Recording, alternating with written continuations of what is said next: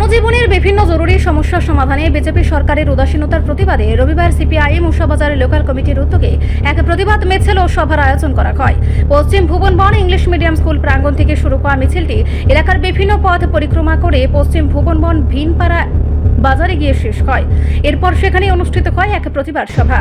সভায় সভাপতিত্ব করেন প্রবীণ বাম নেতা কমরেড প্রদীপ দেব। সভায় বক্তব্য রাখতে গিয়ে বক্তারা রাজ্যের বিভিন্ন জনস্বার্থমূলক সমস্যা, মূল্যবৃদ্ধি, বেকারত্ব, পানীয় জল, রাস্তাঘাট সহ বিভিন্ন পরিষেবা নিয়ে সরকারের ভূমিকার সমালোচনা করেন।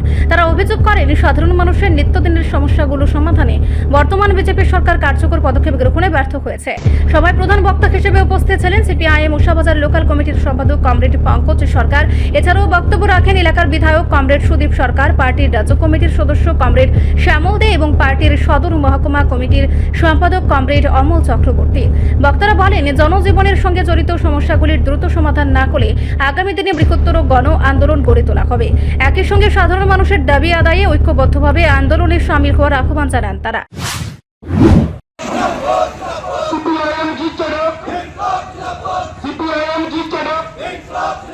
অবিলম্বে স্মার্ট মিটার বাতিল করতে হবে, অবিলম্বে স্মার্ট মিটার বাতিল করতে হবে, ইনকলাব জিন্দাবাদ, অবিলম্বে রাস্তার দুই পাশে পাকা ড্রেন নির্মাণ করতে হবে, অবিলম্বে রাস্তার দুই পাশে পাকা ড্রেনের ব্যবস্থা করতে হবে, ড্রেনগুলি পরিষ্কার পরিচ্ছন্ন রাখতে হবে, ইনকলাব জিন্দাবাদ,